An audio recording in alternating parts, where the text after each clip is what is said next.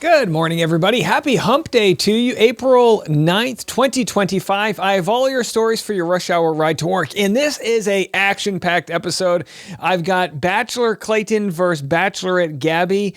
They are feuding. You guys know what side I'm on. I'm going to share what Clayton said in what Gabby said in response. If you expect an apology, you're not getting it. Also, in It Ends With Us, actor speaks out. The first actor to speak out since all of Justin Baldoni's side was exposed. And we're going to hear what he has to say. This is very, very fascinating. He says, I am ready to go on the witness stand. Also, I've got an unbelievable interview for the second half of this episode with Sydney. She's one of the stars of $1 Million Secret, the new hit show on Netflix. It's a top 10 show all over the world. The finale's tonight, and there's no spoilers in this chat, but I find out how she went from small town girl in Arizona to mega reality star. She's a sweetheart. It's a great chat. Also, a quick word on Miss Rachel, and then a Tuah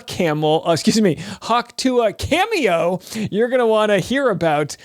Very interesting stuff as Haley Welch is teaming up with Glenn Powell. So from Sydney Sweeney to Haley Welch, she's got all the blondes out there. These stories happening right now on The Rush.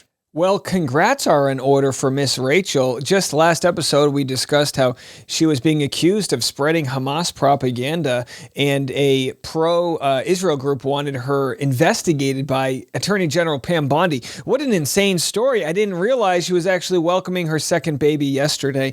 Boy, I mean, I really hope she was off the internet, because no need to ruin what is an otherwise beautiful moment for her family. She posted this: we welcome sweet baby Susanna into the world. We are so in love. So congrats to her family right there. And let's go to some quick Tuah news. Tuah goes Hollywood, doing her thing with Glenn Powell.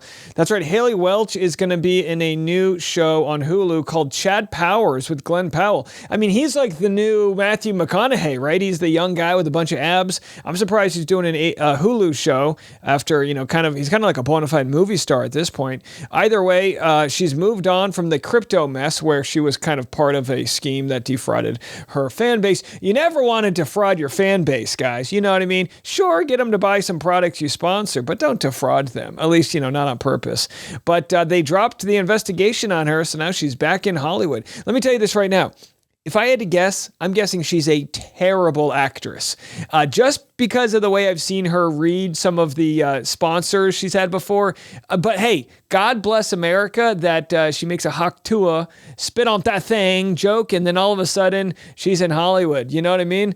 That's the American story as far as I'm concerned. All right, well, we're going to dive into this Bachelor Clayton mess. So as you guys know, Gabby Windey, Bachelorette, said, really out of left field, she was on La Culturistas podcast with Bo and Yang. It's a big podcast, but I don't know, she just went on the offensive and made fun of Clayton's looks. Now, as you remember, she was one of his finalists, and he kind of spilled the beans that he was intimate with multiple people. Thought he was doing the right thing. Call it what it is. It was a bad move on his part, but there was no sort of evil sort of vendetta by him. So when Clayton exposed Gabby and said, hey, what you're doing is wrong, you think maybe she would apologize after. Well, no. So I'm going to share what she said, his response, and then her. And I'm telling you right now, I guarantee there'll be a response by Clayton, because he tried his best to take the high road, but I think he's going to come with receipts. Here's what she had to say, which led to his response. His dancing videos, oh my God, they will make you run. I'm going to send you one, and you wish you didn't have eyes. I can fall in love with this toe look. Yeah, sure. Skinny jean wearing. This is my guy. So I debated responding to this because sometimes I feel it's unnecessary, but this is the second interview I've been sent in the last couple of weeks from Gabby, making comments about me online. And, I used to be a people pleaser and didn't want to upset anybody, so I'd keep my mouth shut. But I don't believe that anymore, or in doing that, and I'm not that way. Thankfully, through healing and going on this journey, with my dancing, which has brought so much self-love. And so, of course, he goes and makes it positive. He says, yeah, I love to dance. It brought me self-love. Whereas Gabby, she's had all the privilege in the world. She goes on Dancing with the Stars where you get paid $100,000+ to dance. He's probably paying someone to teach him how to dance. She makes fun of his Jerry curl hair in a previous interview. She laughed when he was kind of being defrauded by Laura Owens. He went through hell and back by Laura Owens, accusing him of, being the father of her unborn twins. She called companies to make sure they wouldn't work with him. He's had a real hard time getting off the ground following his season of The Bachelor. His season ended poorly, but even the season began poorly where, for Gabby's season, they brought an a cappella group of kids in to sing Clayton Sucks. They literally brought children in to sing a song called Clayton Sucks. So he's had it bad. Another lady accused him of banging her in some crazy situation when he was with his finalist, Susie Evans. He had to prove he was on the other side of the country. I mean, it's been kind of one thing after another here, really. And then finally, he's got to deal with Gabby. Gabby was on Traitors. She's married. She's moved on. She's, living this happy life. She's got triple the followers, maybe more on TikTok. And he's like, just leave me alone. Quit bullying me. Here's her response.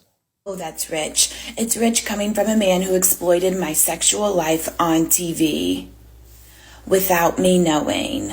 You were intimate with the both of us, you said, on national TV in front of millions without having a conversation with me or another woman first. So you humiliated us in front of each other and in front of everybody watching the TV. Sure, people can infer, but nothing has been said so explicitly, and those kinds of details should come from a woman. Oh, I'm a mean girl? As a straight white man, maybe you should do better with your power. Damn. These are fighting words, folks. Does anyone else feel like they're watching The Twilight Zone here? What the hell's happening? Clayton should do better with his power. So she invokes gender and all of these issues where you say certain words to then become the victim. As a straight white man, blah, blah, blah. Make no mistake about it. Gabby's the one with all the power here. She's signed by UTA, which is one of the top 2 or 3 agencies in the world. She's on the biggest reality shows out there. In fact, didn't she just win one of the reality shows? She's got everything going for her. And Clayton, he's working really hard on himself. But the idea that he should do better with his power, it looks like he is. Here's his podcast, Beyond the Cover. Welcome to Beyond the Cover, the show that dives deep beneath the surface to uncover extraordinary stories of resilience, transformation, and triumph. For the last 3 years, and I know more than anybody because I've watched this, right? I saw the trials of Clayton versus Laura Owens, where he literally had to prove that he was never the father for unborn twins. I saw this all play out firsthand, right? Where he's had to battle just to get his character back, just to be able to go continue to live his life, baseline neutral. So this idea that he has the power because he's a straight white male, actually, that's the type of privilege that she has that is making a mockery, basically, of this situation. He doesn't have the power in this situation whatsoever. Maybe she's not aware of the power she has here, but she can do good with it. And this isn't the first time we've heard this sort of rambling from her. I think she's kind of been rewarded for having that snarky, we're going to have fun kind of personality. It's like, sure, but when there's collateral damage like this, don't be surprised when people push back. And those that don't know Clayton's story, they look at me and go, geez, Dave, why are you pimping so hard for Clayton? But like the dude 3 years ago apologized for what went down on TV. You're put in cult-like scenarios, and you know this. I give grace to all the villains of all shapes and sizes that come from the show. You're without your phone, your family, you're buddied up by producers, fed alcohol, you're on short sleep, and then they try to kind of put you in these situations that fabricate these loving relationships. He said, I love you to multiple women, and he told them he was intimate with them. He paid the price for that. He apologized. So for her to go back and say, oh, well, you did this to me, that's super bitter, but also it shows the true colors where he never meant to hurt her. So she's saying what she's doing is fine because she was hurt by him several years ago. An eye for an eye makes the whole world blind. And yikes, Gabby. I mean, this is like, I'm telling you right now, this is the biggest self-sabotage I've seen from a Bachelor or Bachelorette lead in years. This is like, she right now is telling on herself. And I get it. Ego is a motherfucker, right? I get it. Flying a little too close to the sun is when you start to believe what they're writing about you. But holy hell, maybe this will drop her back down to reality. All right, and speaking about dropping back down to reality, coming up next, we've got a response from an actor on the set of It Ends With Us that very much helps Justin Baldoni's side of things. That coming next. We have a wild update in the Justin Baldoni versus Blake Lively case that's happening out there. An actor, one of the first, I think actually the only actor to speak out in defense of Justin Baldoni since this whole mess started, is now responding to Page 6. I'm going to share exactly what they had to say. It Ends With Us actor reveals on-set details that may tear apart Blake Lively's nearly nude birth scene claim. Now, as far as I'm concerned, any amount of lying by Blake Lively in this lawsuit kind of takes a credibility issue into anything else she says, right? So we're finding it very hard to believe after her 17-point complaint, any of the accusations she's making. Actor Adam Monsheen, who appeared alongside Blake Lively in It Ends With Us, claims the movie star mischaracterized their scene together in her bombshell harassment lawsuit against Justin Baldoni. And you know what's interesting? If this thing goes to trial, all of the receipts are going to be out there, all of the daily footage and all of the rehearsal scenes and notes. Here's what he has to say. I'm not going to speculate as to Miss Lively's motivations for mentioning me in her complaint. Needless to say, my experience working with her is very different than the one she described in her lawsuit. He played the doctor, Dr. Dunbar, in the popular film. Indeed, I was surprised to read her description of the scene. So, of course, she described it very differently. Blake Lively alleged in her initial complaint filed in February, which Page 6 obtained, that she was disturbed by many of Baldoni's actions on set, including new scenes he chose to have in the film, such as a volitive birthing scene for which he cast a friend as her OBGYN. So she tried to make it look like he was doing a boys club, right? Oh, I'm going to cast my buddy so he can stare at your vagina, like that type of deal. She claimed in the suit that the It Ends With Us director Baldoni introduced his best friend to play the role of the OBGYN, when ordinarily a small role of this nature would be filled by a local actor. Local actor is important. Miss Lively felt that the selection of Mr. Baldoni's friend for this intimate role, in which the actor's face and hands were in close proximity to her nearly nude genitalia for a birth scene, was invasive and humiliating, the complaint further alleged. All right, we've heard all these allegations before. Monsheen, whose character helped deliver Lively's character's baby in the aforementioned and pivotal hospital scene, maintains that everything that occurred when they filmed was above board. In response to Lively's claims that she was nearly nude, he says her costume included a full hospital gown, black shorts, and torso-covering prosthetic to make her appear pregnant, in addition to whatever personal garments she chose. Okay, so she had black shorts on. Monsheen further claims, and I'm guessing they were like, booty shorts, like biker shorts or cheerleading shorts, whatever you call them. Monsheen further claims that the Gossip Girl alum never complained or expressed discomfort at any point because nothing unusual or improper occurred. It was entirely professional. Boy, this is not good for Blake Lively's side, guys. The thespian, who on IMDb, which is International Movie Database, boasts a list of at least 10 acting credits. We'll read those in a minute. Miss Lively's insinuations regarding my qualifications are offensive, as my bona fides are easily searchable online, right? So she portrays him as just this bro that was friends with Baldoni. But again, if you look at his mini bio, received a BFA in acting from University of Maryland, Baltimore County, MFA in acting from UCLA, toured nationally with the Tony Award-winning acting company, attended the British American Dramatic Academy's Midsummer in Oxford program as a full scholarship winner, was selected as a member of the 15th Guthrie Experience. I mean, one thing after another. He's been in Castle, on Last Ship, all of our favorite network shows. Come on. Wow. This guy has bona fides. He's also a member of the Baha'i faith. So, maybe that's how Justin Baldoni knows him, from being in that community, but it's not like he doesn't have his own very extensive resume right here. He says, lastly, I was, in fact, a local hire. My wife and I are in New York and spend significant time there. As such, I, like any actor accepting the contract was required to cover my own travel and living expenses in connection with the job. So that's how it works. If you're like a day player, like a local, you were just there for that day, you don't get flown in, you don't get all of the hotel. No, you show up to work, you get paid for the job, but everything else is on you. And that's exactly the case here. And again, that would be proven through the SAG contract. Her rep declined to comment. Yeah, no kidding, they're going to decline to comment because this is real egg on their face. They and then it shows the complaints that she made about how they failed to close the set. She wasn't provided adequate clothing, this and that. Again, but this actor is saying everything she's alleging about me is not true. And this is a really, really big deal to have somebody come speak out, somebody who is there in the know. A source close to the matter adds Blake was extremely uncomfortable, and understandably so, when she learned the actor who was placing his face between her legs was the boss's best friend. Apparently, Baldoni and company think it was perfectly fine to have his best friend play that role out of all the actors that it could have been chosen. So look, you get cast because you know and trust somebody can deliver the lines, right?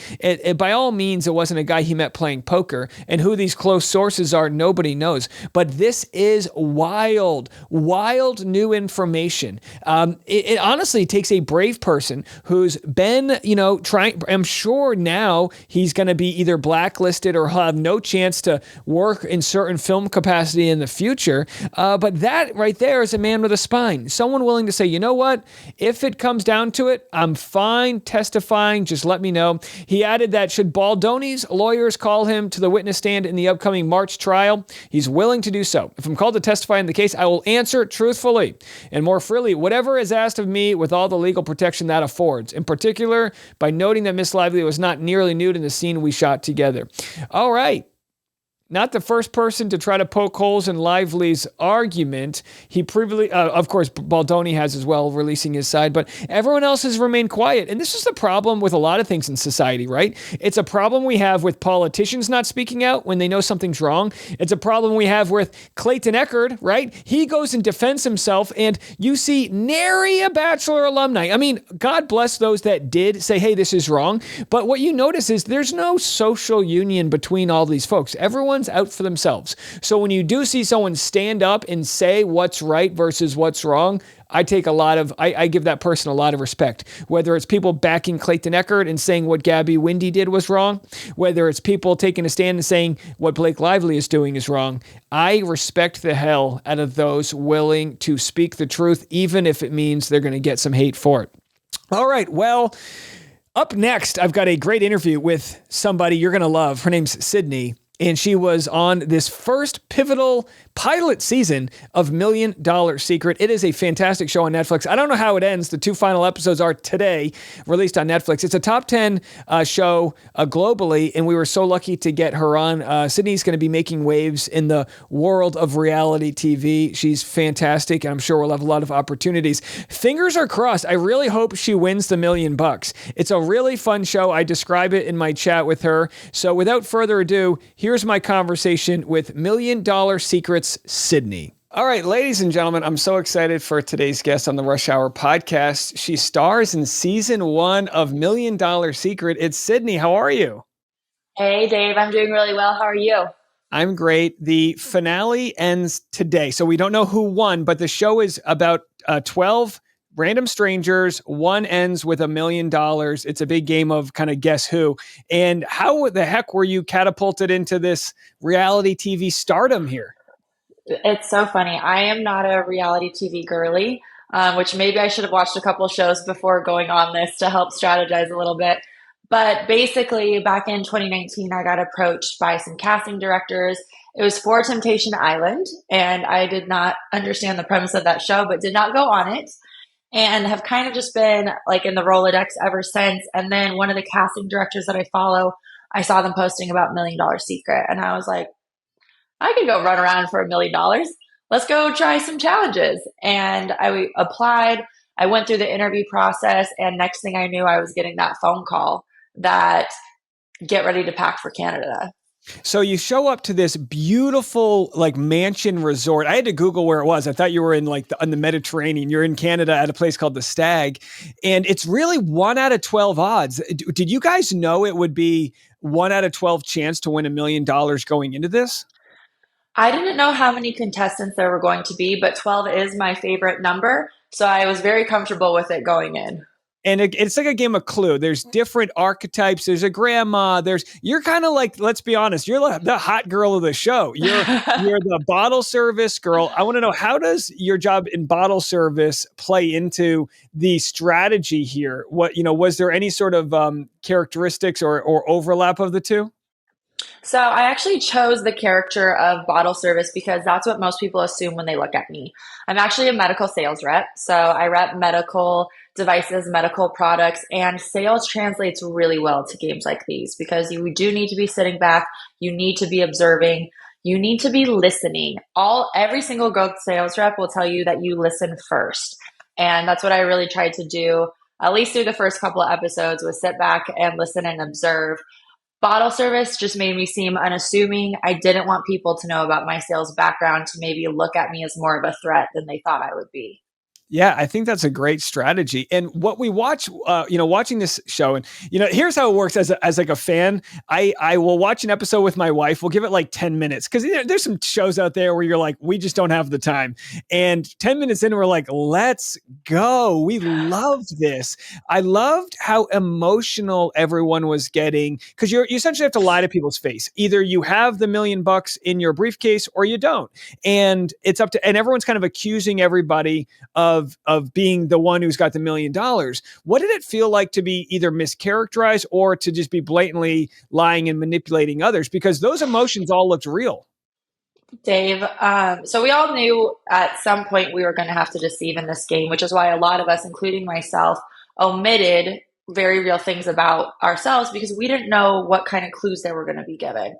So if they had said, if I had walked in, hi, I'm medical sales rep, I'm really from Alaska, and a clue later on when I had the $1 million would have been, this person's from very, very far north. You got me.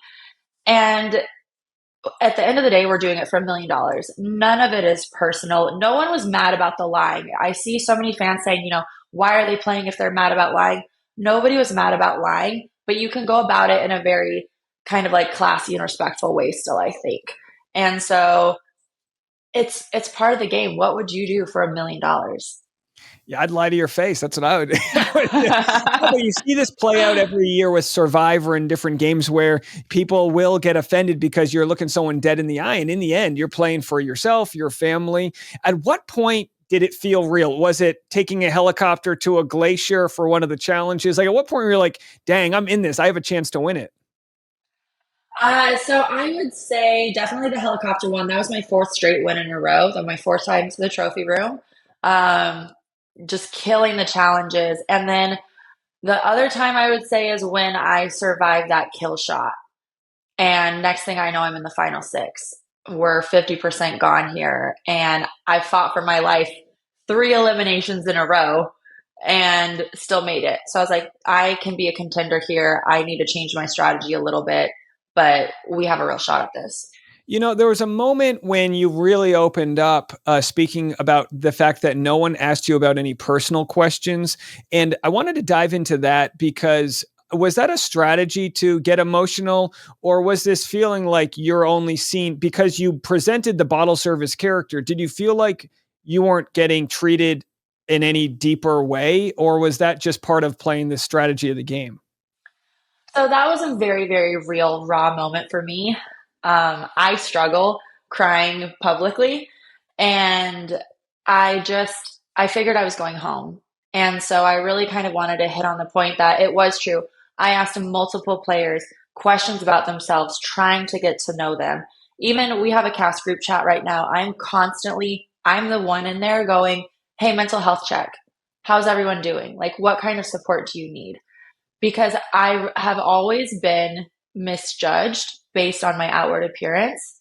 So I don't know if people just think there's not a lot of depth, or, she looks like a B word and those types of things, but there's so much more. And so I really hope people can take away, if there's anything people take away from that scene, is there's a lot more to people than meets the eye, and you shouldn't just categorize them in a box, because I have met some of my best friends after they were like, you were really intimidating and kind of scary looking. And I'm like, Yeah, it's just my face. I know, that's so funny. Yeah, when I do stand-up comedy, I gotta literally write down, "Don't forget to smile," because I go on stage and I kind of look like this angry white guy. I'm like, no, RBF. yeah, We all get RBF, and absolutely. I was actually a very introverted child and very, very shy. So even learning how to do sales, learning how to be on TV, learning how to open up, I sat and read books and I played outside and I spent so much time by myself. And no one would assume that looking at me, or even, I guess, fans are saying the influence I had in the house. So it's an acquired skill. Well, it's true. You came off very strong to the point where even though folks knew you weren't the millionaire at the time, because for those wondering, the millionaire shifts, pretty much every episode. So even though folks knew you weren't the one, they wanted to take you out because you were a physical threat and you were playing the game so well, so likable in that way. But now your audience, I checked over the weekend, 5,000 on Instagram, now 21,000. It's going to grow as, this has become a top 10 show globally with Netflix. How are you coping with, speaking of mental health, how are you dealing with audiences that might mischaracterize you or send mean comments and things like that? Stay off Reddit, for starters. Rule number one. And stay off TikTok, apparently, because TikTok has some nasty people. What I ended up doing was I spiraled for about 5 to 6 hours. And then I really just kind of had, excuse me, kind of a moment where I was like, none of these people know me, and they're doing exactly what has happened my entire life. They're not trying to get to know me. They're basing me off of a 45-minute edit, which I've watched multiple times and I don't see what they see. That's their perception. I filtered out words because you're not coming to my page and writing nasty, hateful things. And I move on with my life because the people who know me and care about me and love me know the type of person that I am, and I'm very secure in that. Yeah, no, the Reddit, I mean, even TikTok, you'll find with our audience at Rush Hour, we have some really great folks out there, and I've already encouraged them. Every Friday, I tell my audience what shows I'm watching, and I was like, you guys got to check this out. So I was so happy we could chat today. But you talk about these skills of kind of detaching and knowing who you are. What was that like, in high school, or just growing up and literally growing into becoming a woman, where you have to deal with people's perception of you versus who you are, your internal child, which is someone who likes books and going outside? Like, what was that growing pain like in dealing with the bullies in real time as you sort of learn to get those tools? Ooh, I did not have the same kind of mindset. I would say this is probably within the last year of growth, really.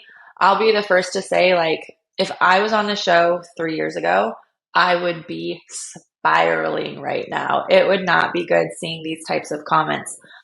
But it really is just going through and understanding, they say hurt people, and people like to project. I used to project my insecurities. I'm very open about it now. I really like helping women with that now, finding out who they are, loving themselves from the inside out. And I think that that's important. So, growing up, again, introverted kid, didn't necessarily have the best friends in high school, did all the same sports, small class in Alaska, but still kind of on the outside of everything. And it was hurtful. And I couldn't really understand what it was about me that people just didn't click with. And my mom will tell you, if she was on here, she'd say I'm an old soul. And I am a lot more serious. And I think I do come across that way with the RBF on the show and in real life. But I love getting to know people and getting to know the real deep stuff. Like, superficial is fine, but like, show me and tell me who you are because I care. Yeah, it's all about learning who you are. And when you put yourself, I have a friend who always tells me we're all like tea. We don't really learn what flavor we are till we're dropped in hot water. And you receive a lot of adversity by being on a show with all this attention. You go from the fall, you complete this show, and then you have this little purgatory where you're an unknown. What's it going to be like moving forward in this sort of rebirth? Because you're going to get a lot of attention from this. Any other reality TV thoughts, or go back to normal life? I've always wanted to do and be more. And I think I'm really going to try to capitalize on that. One thing I really learned from this show is I have tried to play small my entire life because people have said, they're threatened or they're intimidated.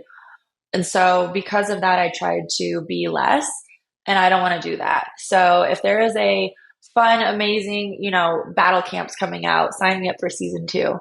I know it's not Netflix, but the challenge, Beast Games, anything that's going to be able to showcase smarts and strength, I'm all for. I'm really excited. I'd love to get into hosting. Maybe I'll have my own podcast sometime, and just really continuing to work with women to find out who they are and help better their mind, body, spirit. I do online personal training, those types of things. But I don't think I want to be limited in any capacity, in all honesty. Well, I think it's great. Yeah, you could host $1 Million podcast. That's what you got to do. Because I'm exactly. When Netflix has something that works, they replicate it over and over. So I really think this is a great show.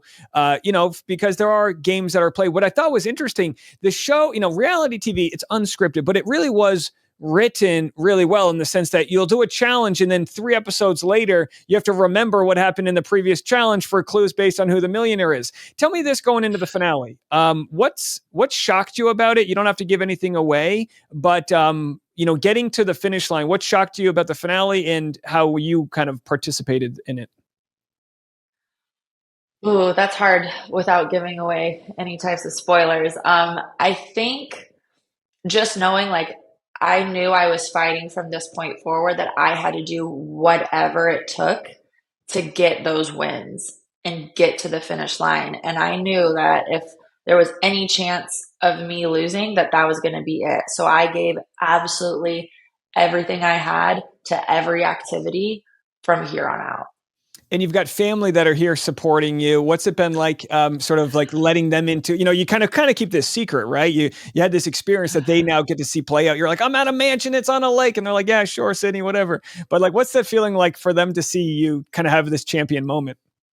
Yeah, I couldn't tell them much, basically. And my family has my phone location. So I knew I had to tell them something. I was like, I'm okay.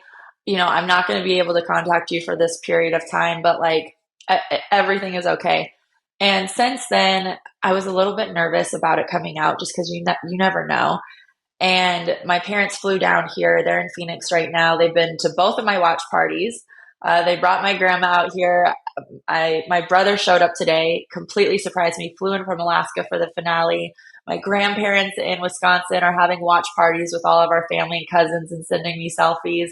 My mom is telling the cashier, the doctor that, is the doctors at the doctor appointments that she's been going to with my grandma, random people on the street, a realtor that she was talking to, everybody about the show. So she's hands down promoting it more than anybody I know.